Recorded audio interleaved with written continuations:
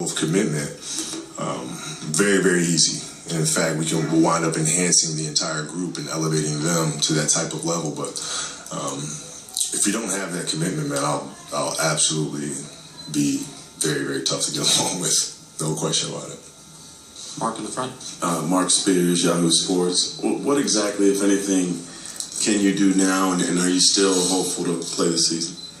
Well, I just stick to the script, just try to get better, and then go from there. I mean, I just try to focus, keep my blinders on, and just do what I have to do, and not worry too much about what's going on around you, but just stay focused on what my responsibilities are.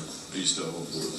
Yeah, like I said, I just keep my blinders on, man, and just focus on getting better myself, and then going from there. Bryant, back right. Brian Mahoney, Associated Press. Kobe, obviously you're not getting to play as much ball as you want to this year. You probably have some leftover energy in the summer. Did you ever think, they like me in Spain, I might as well go show up and try and play for the U.S. again? I hadn't even thought about that. Probably not, but I'll probably play much more pickup ball than I have in the past in the summertime. In the summertime, I normally don't. But I'll probably do a lot more of that. Back left. Kobe here, Fabio from Lance Sports Newspaper from Brazil. First of all, NBA can host a game in Brazil next preseason. I'd like you to know if you'd like to go to play in Brazil. And we know also you're a soccer fan if you're going to the World Cup. And to know that Oscar is his birthday today, 56th year. How do you say that? Well, as far as playing in Brazil, I'm a huge fan of playing as many games overseas as possible, just because, growing up overseas and just seeing the impact that the game has and the sport has, and now being truly a global game, I think you can inspire so many kids worldwide through the game of basketball. And of course, I'll pop in for the World Cup. I'm such a huge soccer fan, so I won't miss it. And Oscar's, I looked up to him since I was a kid, and for today to be his birthday, I think it's we all should kind of take a step back and honor his legacy. And I'm sure there are a lot of scorers that are happy that he didn't get a chance to play the bulk of his career in the NBA. Over in the third row, Ben Bolch, Los Angeles Times. Kobe, right here. Half the game is like finding where the hell the question's coming from. It's like, can I get it before they say where they are? The last time the Lakers had this kind of season, it took them 3 years to get back to the finals. What's your level of optimism that you can get back in the time you have left with the franchise, and what's it going to take? Well, this season seems to kind of, what we have coming up this offseason with the cap space, and what we have ahead of ourselves seems to be right in the Lakers' wheelhouse in terms of turning things around pretty quickly. When you've had summers like this, they've never really faltered. They've normally made really sound and excellent decisions that put us right back in contention. So I think this offseason is right in their wheelhouse. Over here on the right, third row. Ty Winger, ESPN The Magazine. Kobe, you've had a history of overcoming all injuries and seeing them as merely road bumps in your career. Are you concerned in light of, obviously, your injury this year, and then your subsequent injury coming back this soon? Are you concerned that your body might be starting to give out on you? Of course, absolutely. I mean, that's and that's part of the excitement of the challenge, right? Is that level of uncertainty? Is this it sort of thing? Is my best days behind me sort of thing? And to have those conversations with yourself and not be intimidated by that, or not succumb to that, is part of the challenge. It's really the biggest challenge. Is saying, well, maybe this is the end, but then again, maybe it's not. And it's my responsibility to do all that I can to make sure that it's not. So that's really become the biggest challenge. Second row on your left. This is Krishnan from DNA Mumbai. Congratulations on a fantastic career. What is the secret of longevity in NBA for you? And the second part is, basketball is growing in India. So are you hoping to visit India and promote the sport in a bigger way? Well, I'll answer the second one first. Yeah, I would love to come out to India and promote the sport as much as I can. Like I said earlier, I'm such a, basketball has been my passion. I've learned so much about life through the game of basketball that I want to be able to share that with as many people as possible. What was your first question? The secret of your longevity in basketball. Yeah, the longevity. I mean, it's really just I enjoy what I do. I love what I do. I mean, that's the secret. You know, when you love your job, you have a passion for it, you just want to continue to do it and find new ways to do it. And, you know, when you have that passion and whatever challenge is thrown in front of you, you know, the passion supersedes that. And, you know, it just becomes more and more fun every year. And you know, that's really the secret. Second row over here. Hey Kobe, Lee from Sinan, China. You tweeted last night saying that you might attend the three-point contest. Is that true? That I was next year 3-point contest. Yeah. Yeah, I wouldn't mind being in one. I mean, you know, Monica won with shooting 5 air balls. Yeah. At least, you know, if I might not win, but I won't shoot 5 air balls in a 3-point shooting contest, I don't think. But we'll see. Right here in the front row. Emilio Peralta from ESPN Deportes.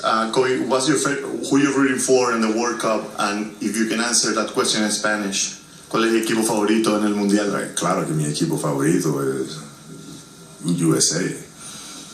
Pero, Claro. ¿y de las ligas del mundo? El Milan, creo, el Barcelona.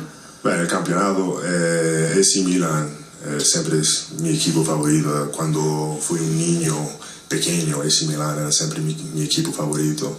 La segunda, Barcelona, siempre está vicino a mi corazón. Back left, standing.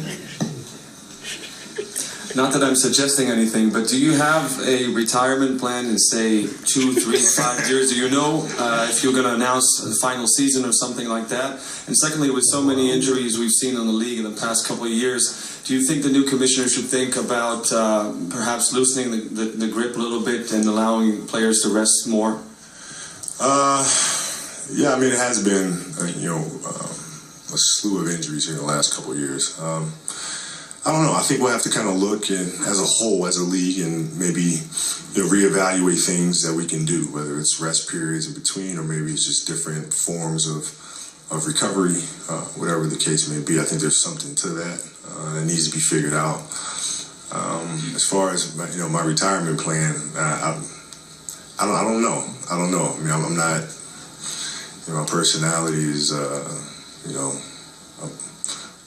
don't really want the rocking chair before the game. It drives me crazy.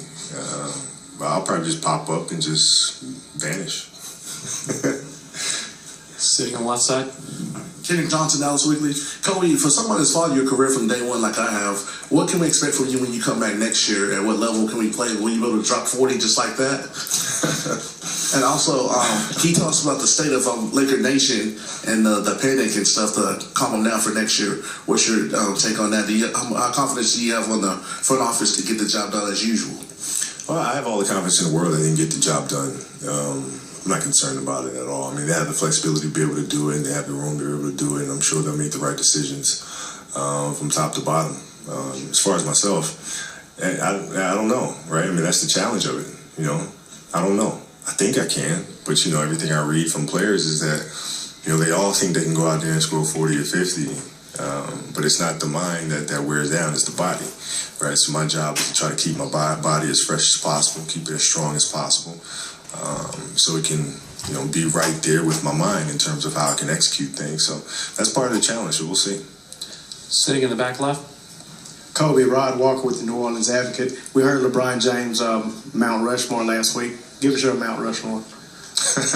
Mount Rushmore. Yeah, you gotta understand, I'm an Italian kid, so I don't even know how many presidents are on Mount Rushmore. 4. 4, okay, so let's go. I'd say Magic, Bird, Michael, and Russell. That's impossible to do 4, though, man. Come on. I mean, that's tough. Absolutely tough. Over here on the right. Hi, Kobe. It's Tom Beller from The New Yorker. I'm thinking with David Stern signing off and you having been in the league for a long time, I'd be curious to know what you feel has changed the most about the league between the time you first arrived and now. The global impact it's had. So when he first came on in '84, I was 6.